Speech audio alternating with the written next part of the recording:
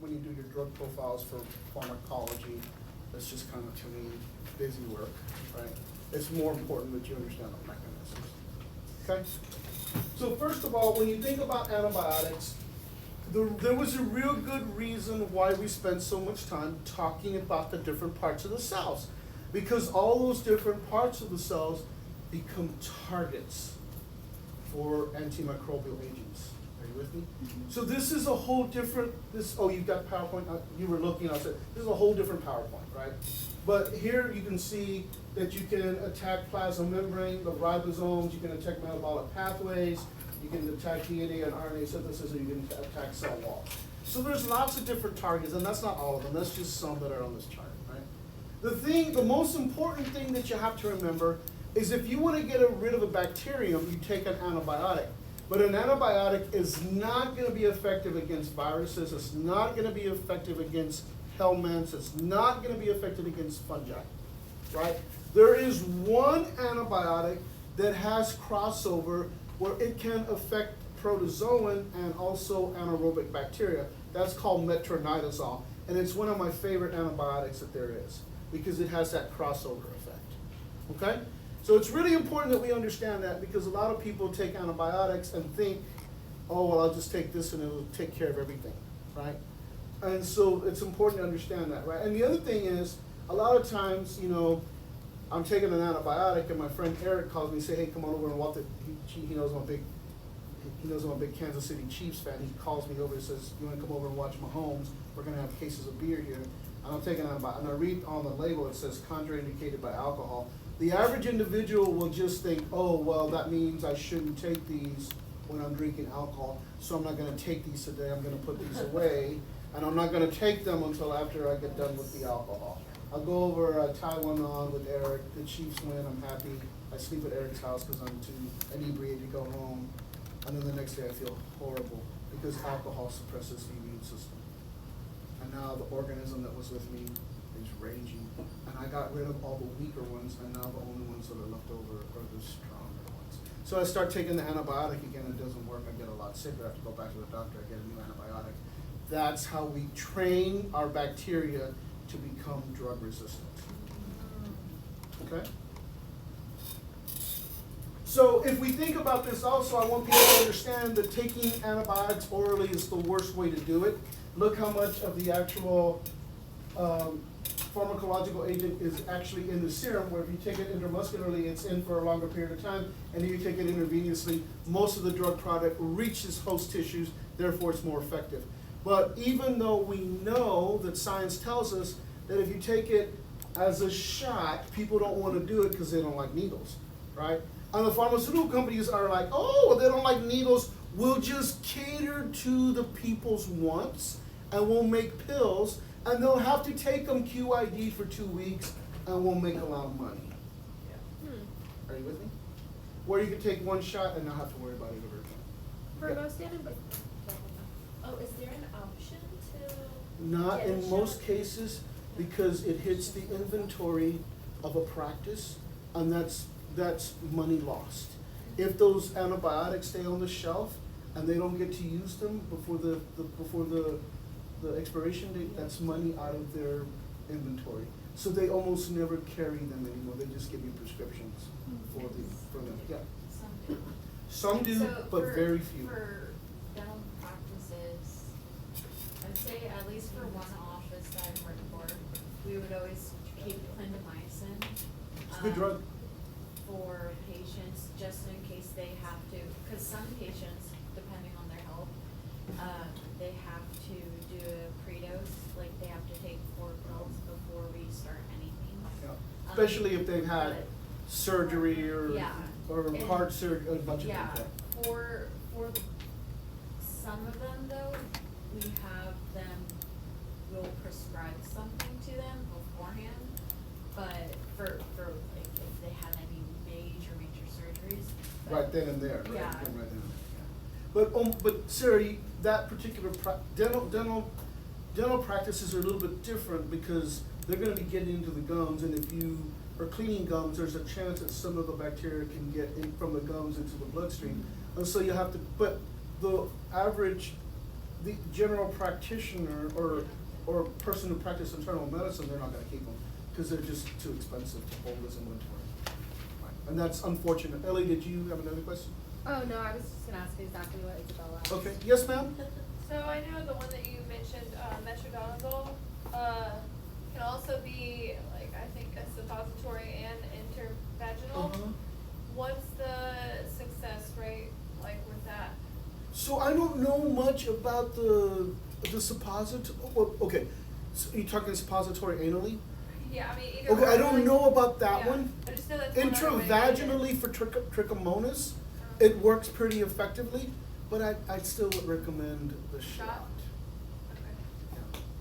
Okay. Okay? Of what? Of what? Shot of what? A shot of metronidazole. Metronidazole. The brand name of metronidazole is Flagyl. You never heard of it? That's good because that means you don't get sick very often. That's good. If you don't know the names of some of these things, that's good. You don't get sick very often. You know the names of a bunch of these because you work with them, right? Well, I was a pharmacy tech for 7 years, so I know the name of a lot of. That's So what I there's so learned. many people in here who add value to these lectures all the time. Yep. That's why we use doxycycline as a prophylactic for anti-malarial. What? I've never heard of that. Yeah, it's like. That's they have like tetracycline. 3 different options for the Yeah. anti-malarial when you go to the Caribbean or whatnot. I had not heard of that. Yeah, and so there are choices like you can take this one over whatever, so many doses over 1 week. So, or 2 weeks, or this one tetras- like every day for like 14 days. Yeah, tetracycline works on the ribosome, but I still don't, I've I'll look not it heard of up. that. I'll look So it up. since you said something I don't know about, if you wanna write up a little paragraph and present it to the class, I'll give you all 2 points on the next exam, Done deal. right? Because I call that stumping me. If I don't know about something, I'm like, I learned. So I'll give you 2 points for that. All right, let's talk about, now there can be some side effects. So here is tetracycline, somebody who took tetracycline a lot, it turns the teeth kind of yellowish gray.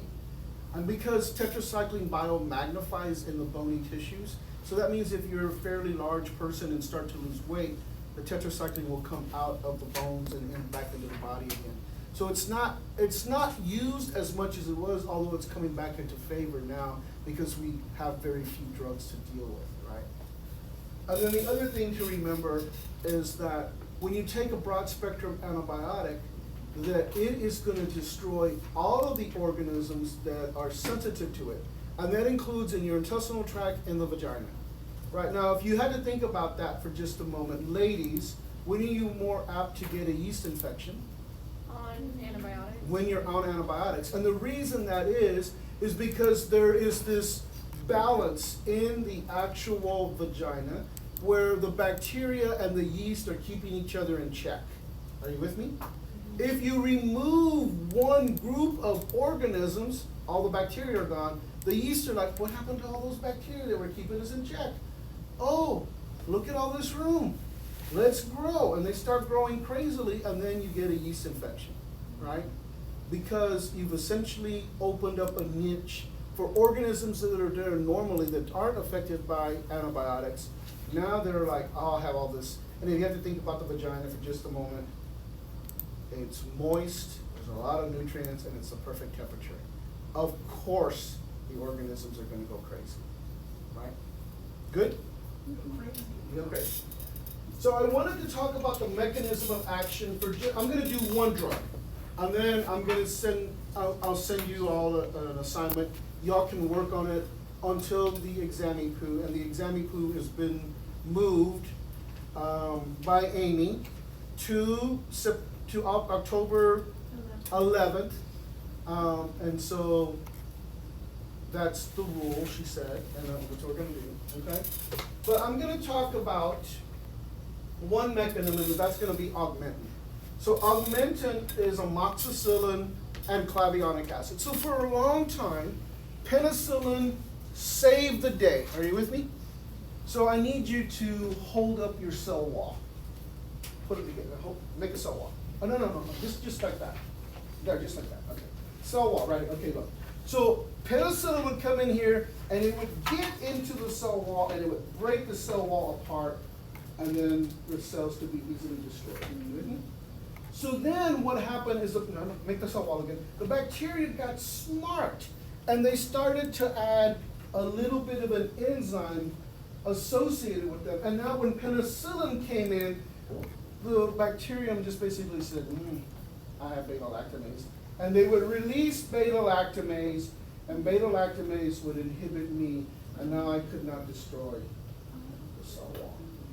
Okay? So now, here it is. Now there is a scientist who came up with this idea. Maybe if we add something, no, you still gotta make it. Maybe if we make something that will inhibit beta-lactamase, it breaks up the beta-lactam ring, the penicillin, then penicillin can work, right? So now what happens is there's a little bit of clavionic acid that's attached to the penicillin. So when the penicillin attaches and they say, we got you. They release the beta-lactamase and it destroys it. And now the penicillin goes in and kills the cell. Isn't that cool? So all penicillin has that now? No, not all of them. Combo drug. Combo drugs, right. So it's gonna be those like Augmentin. Augmentin is the most famous. And my company made Augmentin for a long time. And my group was the one who developed the bubblegum flavor. It tastes great. I tasted it the first time, I'm like, oh my God. That's the most requested flavor. It is delish! Isn't Yeah. Augmentin used For a lot of things. For a lot of things. It is one of the cheapest drugs to make, and it's got a huge margin.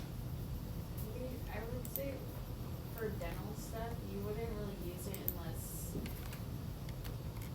that wouldn't be the first prescription. You know, because Right. a lot of the bacteria are anaerobic by nature. Well, They cause- even for perio stuff, it wouldn't be the first antibiotic. Well, That would honestly, just be for somebody if, they got surgery. Like for surgery, that's the one they ask for. For a lot of. Like, It has, people come in I mean, for- so listen, y'all, for every single practice, the people who are in charge of that practice are always gonna have a different way to look at things. And so what might work for your practice is gonna be different for other practices. well, I'm saying the Overall. the 3 offices that I've worked at, because I'm the one who calls it in. Yeah. So I'm just saying that for all the practice, it's gonna be different, right? And so what works really well for you guys may not work for another person because they have different experiences. And so just remember that. Antibiotics, when they're used properly, are very effective. When they're misused and overused, they cause problems. Okay? So this is the only mechanism. So if you had to give me a summary real quick about how augmentin clavionic acid works, what would you say? Clavionic acid interferes with the beta-lactamase, allowing the lysosome to destroy the cell Cell wall. wall. That is You're correct. confused between the wall and the membrane. It's different. They are different. They are different, big time Those are different. awesome. Okay? Good? All right, so I will send you the assignment for the take-home. The Amy rule of taking the second test is moving to the 11th of October, okay? And now what I'd like for you to do is take 10 minutes and then go to lab and let's finish up for the week.